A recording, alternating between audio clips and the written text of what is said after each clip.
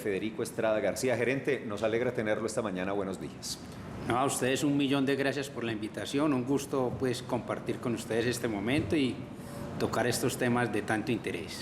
A la luz de la reforma tributaria, de la propuesta por el gobierno del presidente Gustavo Petro, defendida ya en muchos escenarios del país por su ministro de Hacienda, José Antonio Campo, ese ítem, esa expectativa frente a las ganancias ocasionales, ¿cómo están viendo ustedes ese asunto en este momento? Y de ahí, partiendo de ese hecho, llegan muchas preguntas. Por ejemplo, entonces, si queremos vender, ¿vendemos de una vez o esperamos a ver qué va a pasar con la reforma?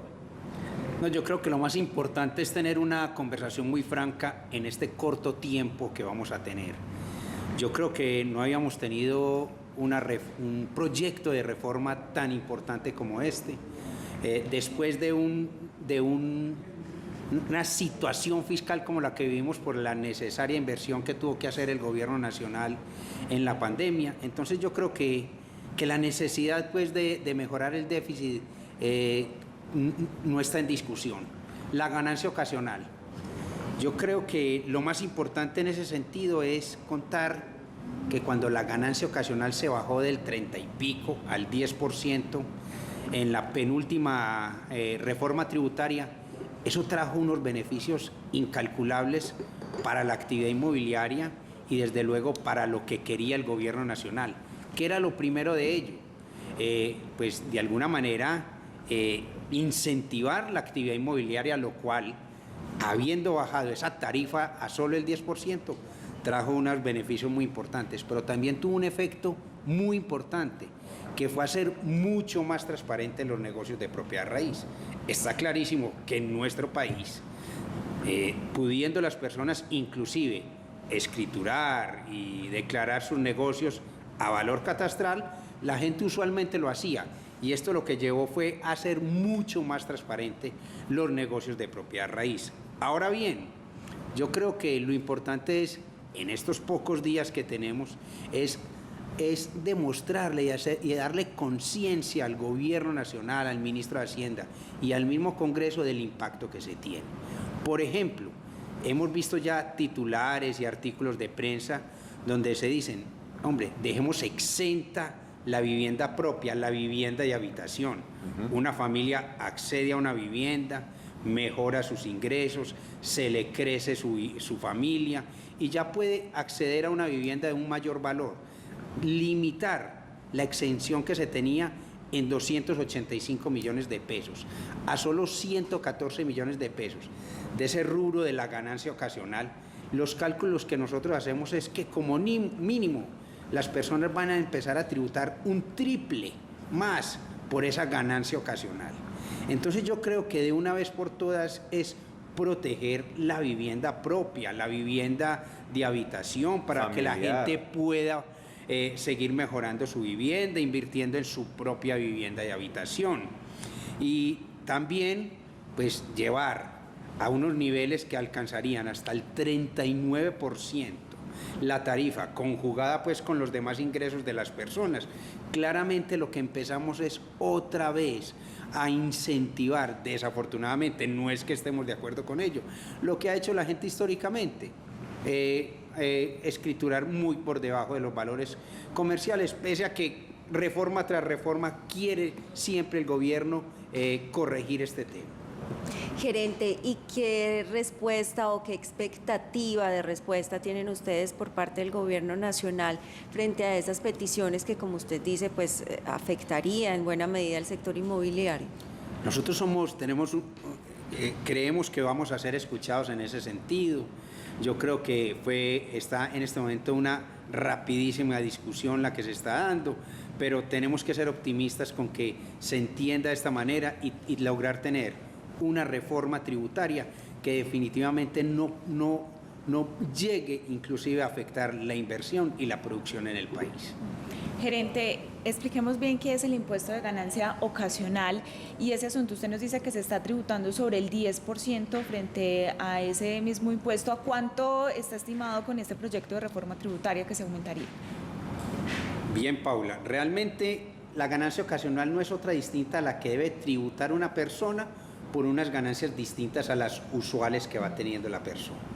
Digamos que una persona que hace 4 o 5 años compró una vivienda en 200 millones de pesos, la declaró por lo propio, por lo que debo ser, e empezó a incrementar digamos, en sus declaraciones como es debido, con el costo actualizado o con el valor catastral. Hoy, 4 o 5 años después, ya la vivienda, digamos, la tiene declarada en 250, 260 millones de pesos, pero hoy la quiere vender y posiblemente la va a vender por 400 millones de pesos, porque ella quiere comprar una vivienda de 500, 550 millones de pesos, y eso está en el rango de las personas que ganan menos de 10 millones de pesos. Ahí ya hay una ganancia ocasional por 150 millones de pesos, y ahí sí tengo que, para definir las tarifas, tengo que ver el conjunto de los ingresos de las personas, que puede llegar entonces a ser hasta el 39% sobre la ganancia ocasional no exenta. O sea, de ese valor pagaría el 39%. No es tan directo decirlo porque depende de todos los ingresos que tiene la persona, no es lo que es la ganancia y voy a una tabla, no. Ya, la novedad que te da esta reforma tributaria es que la persona se le ve en su conjunto, realmente en su conjunto sus ingresos para aplicar la tarifa. ¿Y ese conjunto se mira en declaración de renta o Exacto. cómo se mira? Exactamente. En declaración de renta. Juan. Es que el tema es complejo porque mucha gente, bueno, lo normal es que uno diga, todo el mundo hace escrituración hoy en día mínimo por lo que está en el catastro. Correcto. Mínimo.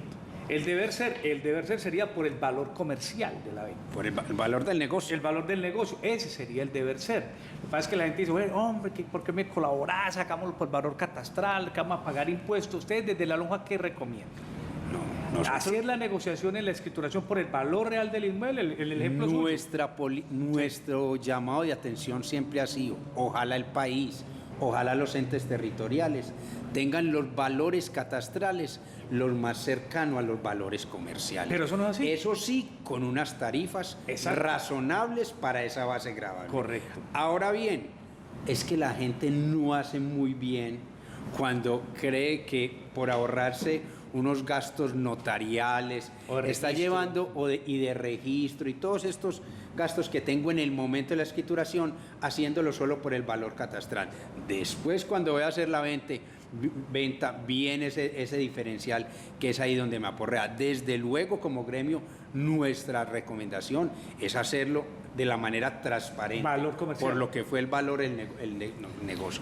Pero Felipe, señor, yo sé que desde luego ustedes quieren que yo hable solo de ganancia ocasional, pero yo no quiero dejar de hablar del impuesto del patrimonio.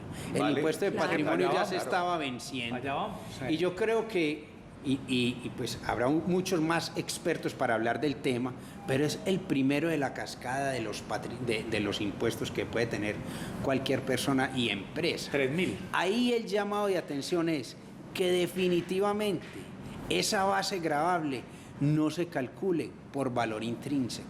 Valor intrínseco porque es que históricamente las personas lo han podido hacer a valor nominal, que es el costo de adquisición actualizado. Llevarlo a valor intrínseco, personas que tienen unas inversiones de mucho tiempo atrás, los lleva a tener una base gravable 20, 30 o 40 veces superior. Yo creo que ese es un tema. Hagamos pedagogía. Si vamos a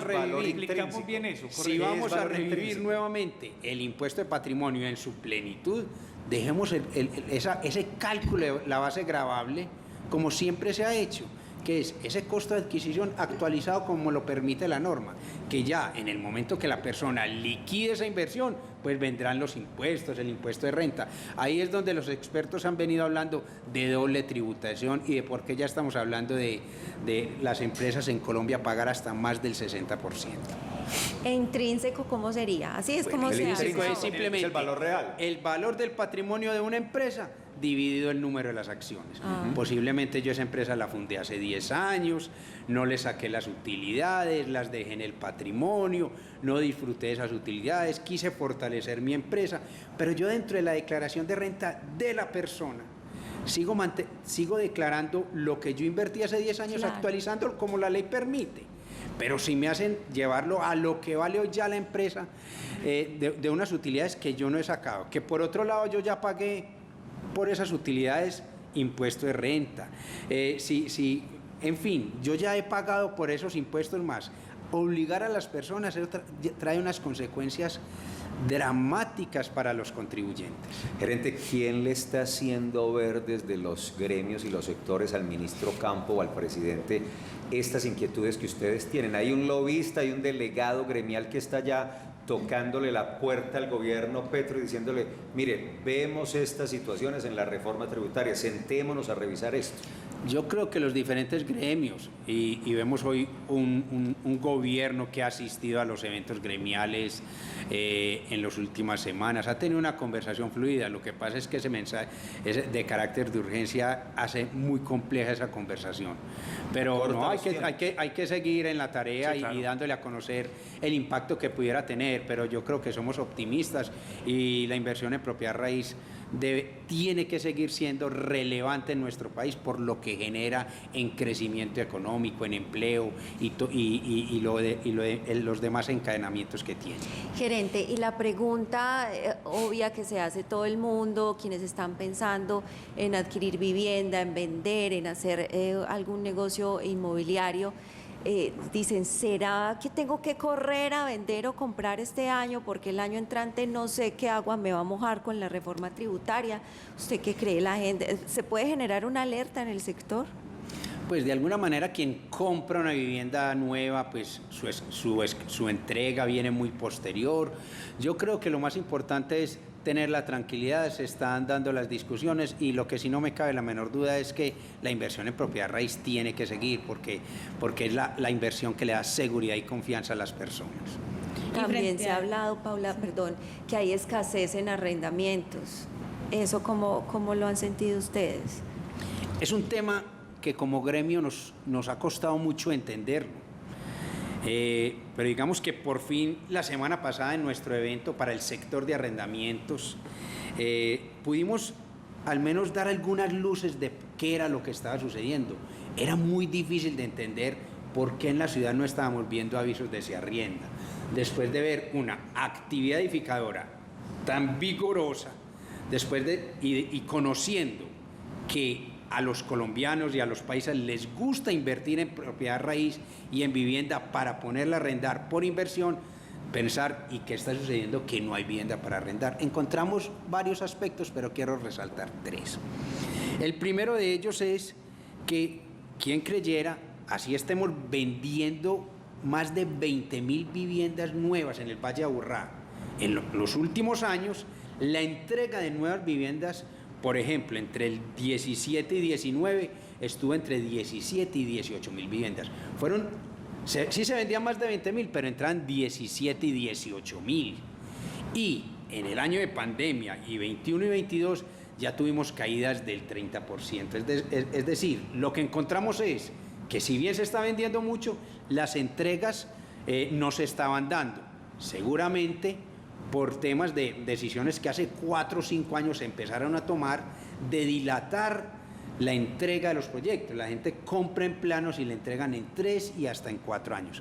Primer aspecto. El segundo es, venga, ¿qué está sucediendo? Definitivamente son muchos más los hogares nuevos que se van creando que las viviendas que van entrando al mercado. Y encontramos 2 aspectos. Recuerden que en los 2 censos, el 2005 al 2018, las viviendas ocupadas por una sola persona pasaron de un 8% a un 18%. Eso significa que son muchas más viviendas las que necesitan. Y la encuesta de calidad de vida en los últimos 10 años dice, por ejemplo, que en Medellín los hogares eran de 3.6 personas. Hoy estamos hablando de 3.1 personas. Eso cuando yo divido por 2.600.000, 2.700.000, me da una necesidad de 50 o 60.000 viviendas más. Eso es claramente lo que ha ocurrido. Por último, la oferta inmobiliaria hoy ha cambiado. El 55% de los avisos que uno veía antes era de se arrienda, el resto era de se vende. Hoy solo el 33% es de se arrienda. ¿Cómo le parece? Y eso que tanta influencia, gerente, tiene también en otras regiones, como el Oriente, donde también vemos que pues es difícil conseguir un arrendamiento, pero vemos una actividad inmobiliaria difícil muy importante. Y barato no hay nada. No, pero es que además en el Oriente se duplicó y se triplicó una claro. Exactamente. Eso es increíble, pero eso solo lo explica la generación de hogares, la llegada de hogares al Oriente, porque es que en Oriente no podemos decir que han entrado menos viviendas al mercado, porque veíamos que era una región donde donde ya se están vendiendo entre 7, 8 mil viviendas año, y anteriormente se vendían 1.000 o 2.000, estoy hablando hace más de 7, 8 años. Doctor, un temita antes de que se me olvide para volver al tema de ustedes, ¿cómo han visto el impuesto al patrimonio que van a ponerlo? Han hablado de un valor, que es que quien tenga una propiedad de X valor tendría que pagar ese impuesto. En las reuniones de ustedes de las asambleas, ¿cómo han visto ese monto? Habíamos hablado de 1.000 millones una vez, que fue una reforma anterior, y ahora están pensando en los 3.000, ¿cómo lo ven? Sí, no, realmente estamos hablando de, digamos, el monto es un monto alto, y el impuesto al patrimonio no es a la vivienda, es al patrimonio de las total, personas. pero realmente lo que los pobres tenemos es una casa, es el yo creo patrimonio que en ese sentido pues no es el llamado de atención, básicamente. En los anuncios que se hicieron, digamos, se hablaba era de IVA que se tuvo en las dos reformas anteriores, en algo así como 950 millones de pesos.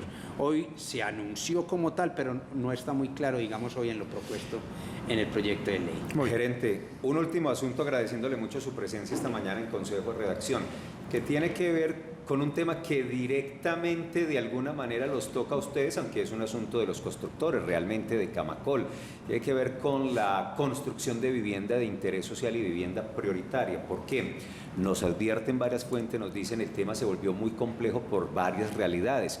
Costos de los terrenos, costos de los materiales, los topes establecidos por la ley. Ahora la fórmula no da para que se animen los inversionistas, los constructores, a hacer de ese tipo de vivienda porque no es rentable. ¿Cómo lo están viendo ustedes desde un nivel más arriba, ya para la venta, el alquiler y demás, cuando se cumplen los plazos de la construcción de la BIS, de la vivienda de interés social en Colombia? Bueno, sin duda, la vivienda de interés social en Colombia se puede construir gracias a los beneficios que tiene. Pero en Medellín y Valle de Aburrá es mucho más dramático esa situación. En ese sentido son dos aspectos los que hay que aclarar y precisar para seguir haciendo viables, digamos, los proyectos. Es, primero que todo, las exenciones para la venta de los terrenos donde se va a construir vivienda de interés social. ¿Y si hay terrenos, gerente? En el Valle de Aburrá siempre hemos dicho, son muy escasos. Y segundo es la renta que genera un proyecto BIS. Eso donde prácticamente, históricamente, las utilidades de un proyecto ha sido la devolución del IVA, de los materiales que se pagan. Entrar a decir que ya voy a cobrar impuesto de renta sería algo que podría afectar mucho. Entonces yo creo que esos son los dos aspectos a resolver, pero también debo decir algo. La política de subsidios ha hecho que en Medellín, en Valle de Aburrá, la oferta de vivienda haya mejorado. Nosotros acá siempre teníamos niveles de todo lo que se estaba ofreciendo, solo el 30, 40%, muy por debajo siempre de lo que se veía en el país.